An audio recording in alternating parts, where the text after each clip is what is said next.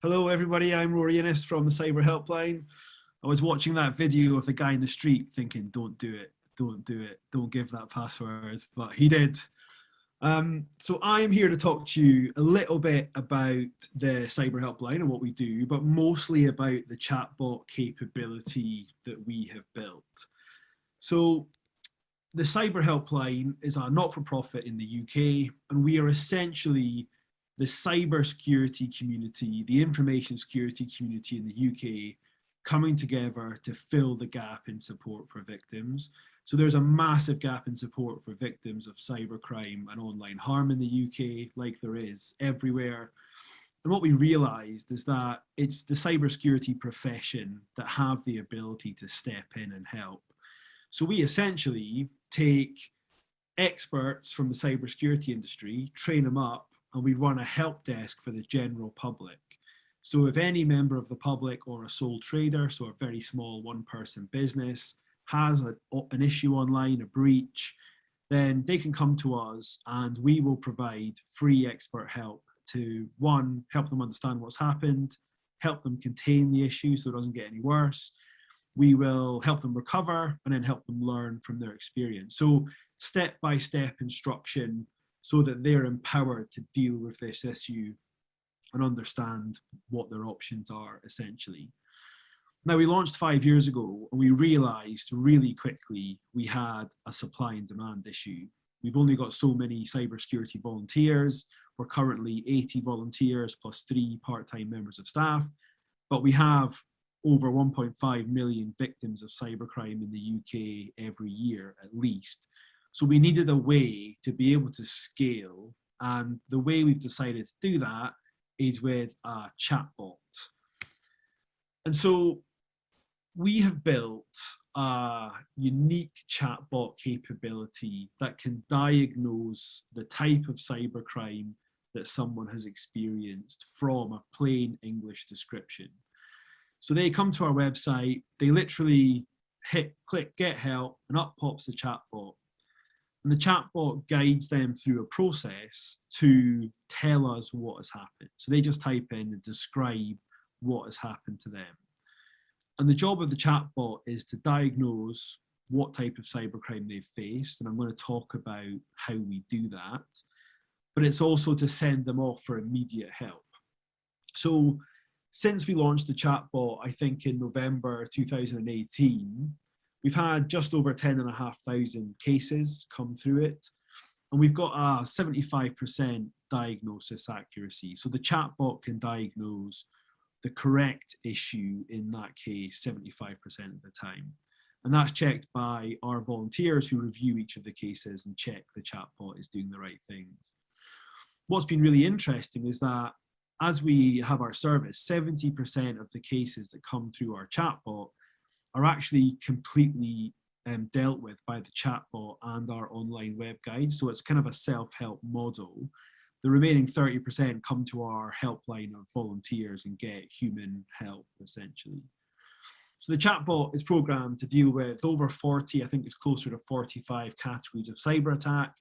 So the Cyber Helpline, we help people with scams, with hacked accounts, cyber stalking, grooming, revenge porn, whatever it is that they're up against online. We have a chatbot that's programmed to help them. We also have an instant response plan for each of those types of attacks that our volunteers can follow. So let me talk to you a little bit about how the chatbot works. So first of all, why a chatbot?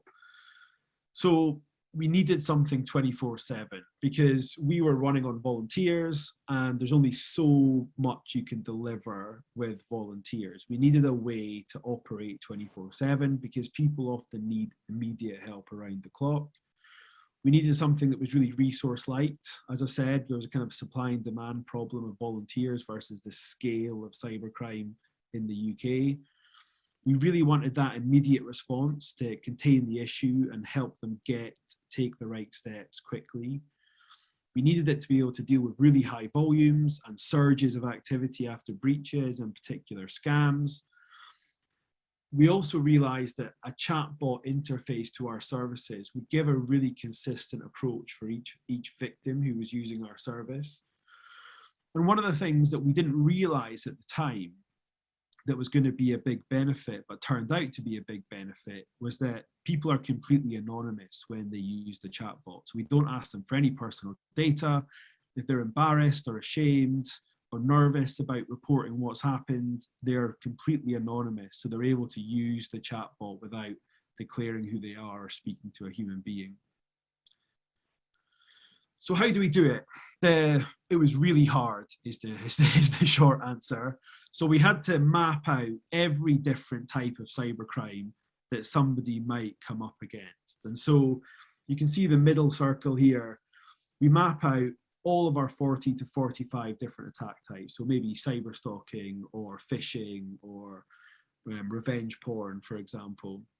We map out all of the official symptoms that we would expect as part of that type of attack. We map out how they might have been exploited, what devices they might have been on. Are they going to talk about a phone? Are they going to talk about a laptop? What type of accounts might they mention? Is it Facebook? Is it email? Is it a virtual currency exchange? We also map out what we call threat markers, threat intelligence. So data that signifies a specific type of attack. So maybe the name of a type of encrypting ransomware or a malicious virtual currency wallet that we've seen fraudulent funds going into, data that we can track and add to make the chatbot more accurate over time. And then we also map out what the recovery options are, because people often mention to us in the chatbot, I've run an antivirus scan or I've done X, Y, Z. And so what we then build is this official taxonomy of what do all of these cyber crimes and online harms actually look like. And that's good because it's the real official cybersecurity version of all these types of attacks. But actually it's not enough, because we need to understand, how do people explain these different symptoms? How do they explain these different elements of these attacks? So what we have to do, on top of mapping out, and you can see the official taxonomy here. So if we take encrypting ransomware, you can see in the symptoms column, we have the file extensions aren't known because they're usually changed as part of the encrypting ransomware. The files can't be opened because they're encrypted. There's some sort of payment deadline. There's a request for ransom, and encryption has taken place. And so those are our official cybersecurity steps that we would talk about when we talk about these types of attacks. But actually, the way people might describe receiving a ransom, they can use all sorts of different words: ransom, fee, payment, ransom note. And that list goes to 50 to 100 different words of ways that people will describe. So we get our official taxonomy. Rory, I'm sorry for interrupting. 1 more minute. Yeah, perfect. We get our official taxonomy. We then map on how do people describe these type of attacks. And then we throw it against the chatbot brain and say, what do you think this is? And the chatbot comes back and says, I think it's this type of attack. It's encrypting ransomware. I also think there's these other types of attacks involved. So we go back to the user and say, this is what we think your issue is. Does it sound right? If yes, we send them off for help. And that help might be,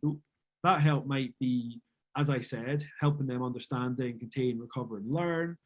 But also, we're providing that team of volunteers as well. So they can go to our website, get a self-help guide for that particular issue, or we connect them to a cybersecurity expert who takes them through that process.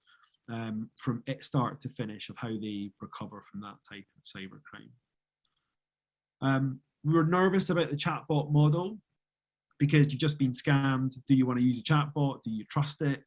But luckily, people have really embraced it. The satisfaction with the chatbot, the guides, and the model has been really strong. So we feel like we've got a model that really allows us to scale. It allows us to harness cybersecurity volunteers to help victims, and it helps us make an impact across the UK.